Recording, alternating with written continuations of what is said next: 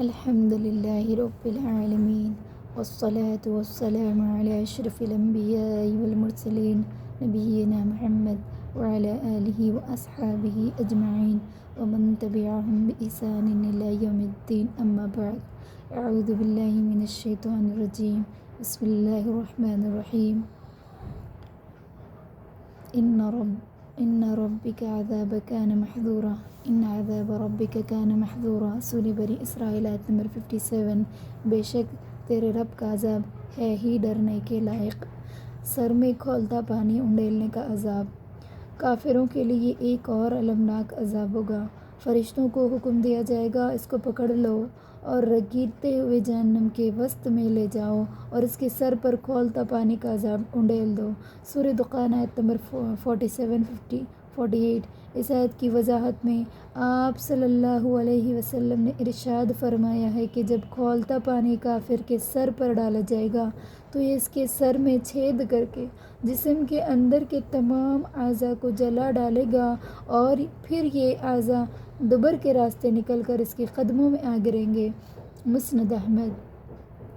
سر میں چھید کرنے کے بعد سب سے پہلے کھولتا پانی کافر کے دماغ کو جلائے گا، جو اس کی مکروہ خواہشات، باطل نظریات، مشرکانہ عقائد کا مرکز تھا، جس دماغ سے وہ اسلام اور مسلمانوں کے خلاف مکر و فریب کی چالیں چلتا رہا، جس دماغ سے وہ مسلمانوں پر ظلم و ستم کے پہاڑ توڑنے کے لیے عیاریاں کرتا رہا، جس دماغ سے وہ اسلام کے خلاف پروپیگنڈے کرنے کے لیے نت نئے دلائل گھڑتا رہا، جس دماغ سے وہ اسلام کی راہ روکنے کے لیے بڑے بڑے منصوبے اور سازشیں تیار کرتا رہا، اسی دماغ سے اس المناک عذاب کا آغاز کیا جائے گا۔ سورہ دخان کی مذکورہ آیت کے آخر میں ذُقْ اِنَّکَ أَنْتَ الْعَزِیزُ الْحَکیم، عذاب کا مزہ چکھ، دنیا میں بڑا غالب اور عزت دار تھا۔ آیت 49۔ الف کے الفاظ اس بات کی پوری طرح وضاحت کر رہے ہیں کہ اس المناک عذاب کے مستحق وہ ائمہ کفر ہوں گے جو دنیا میں بڑی طاقت، اقتدار، غلبے کے مالک رہے ہوں گے۔ دنیا کی نگاہ میں ان کی بڑی عزت اور آن بان ہوگی۔ اسی طاقت، غلبہ اور اقتدار کے نشے میں وہ اسلام کو نیچا دکھانے، مسلمانوں کو صفحہ ہستی سے مٹانے کا ہر حربہ استعمال کرتے رہے ہوں گے۔ قرآن مجید میں ایسے ائمہ کفر کی مکاریوں اور چال بازیوں کا جا بجا ذکر فرمایا گیا ہے۔ ارشاد باری تعالیٰ ہے وَيَمْكُرُونَ وَيَمْكُرُ اللَّهُ وَاللَّهُ خَيْرُ الْمَاكِرِينَ۔ انہوں نے محمد صلی اللہ علیہ وسلم کے خلاف سازشیں کی اور اللہ نے بھی چال چلی اور اللہ تعالیٰ بہترین چال چلنے والا ہے۔ سورہ انفال آیت نمبر 30۔ ایک دوسری آیت پر ارشاد مبارک ہے وَقَدْ مَكَرَ الَّذِينَ مِن قَبْلِهِمْ فَلِلَّهِ الْمَكْرُ جَمِيعًا۔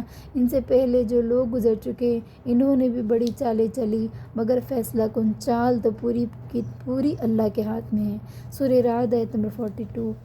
سورہ ابراہیم میں اللہ سبحانہ وتعالیٰ فرماتے ہیں کافروں نے اسلام کے خلاف ایسی ایسی غضب کی سازشیں کی، چالیں چلی کہ پہاڑ بھی اپنی جگہ سے ٹل جاتے۔ وَقَدْ مَكَرُوا مَكْرَهُمْ وَعِندَ اللَّهِ مَكْرُهُمْ وَإِن كَانَ مَكْرُهُمْ لِتَزُولَ مِنْهُ الْجِبَالُ۔ کافروں نے اپنی ساری چالیں چل دیکھی مگر ان کی ہر چال کا توڑ اللہ کے پاس تھا، اگرچہ ان کی چالیں ایسی غضب کی تھی کہ پہاڑ بھی اپنی جگہ سے ٹل جائیں۔ سورہ ابراہیم آیت نمبر 46۔ نوح علیہ السلام نے 950 سال تک قوم کو دعوت دینے کے بعد اللہ تعالیٰ کے حضور جب اپنی عرضداشت پیش کی تو اس کا ایک اہم نکتہ یہ بھی تھا وَمَكَرُوا مَكْرًا كُبَّارًا، یا اللہ اس قوم کے سرداروں نے مکر و فریب کا بڑا بھاری جال پھیلا رکھا ہے۔ سورہ نوح آیت نمبر 22۔ چنانچہ اسلام کے خلاف مکر و فریب کی جال پھیلانے والے، دین اسلام کو مغلوب کرنے کے منصوبے بنانے والے اور مسلمانوں کو ملیہ میٹ کرنے کی تدبیریں کرنے والے، یہی عزیز ہس ایکسلنسلی اور کریم ہس ہائینس قیامت کے روز جب حساب کتاب کے لیے اٹھیں گے تو ان کی تواضع اسی المناک عذاب سے کی جائے گی۔ بلا شبہ یہ المناک عذاب ہے تو کافروں کے لیے، لیکن ایمان لانے کے بعد اسلامی ممالک میں اسلامی نظام کے نفاذ کو روکنے کی سازشیں کرنے والے، اسلامی تعزیرات کا مذاق اڑانے والے، اسلامی شعائر کی توہین و تحقیر کرنے والے، سودی نظام جاری رکھنے کی چالیں چلنے والے، اللہ اور اس کے رسول کو دھوکہ اور فریب دینے والے کیا اس عذاب علیم سے بچ جائیں گے؟ پس اے صدارات اور وزارات کی کرسیوں پر رجمان،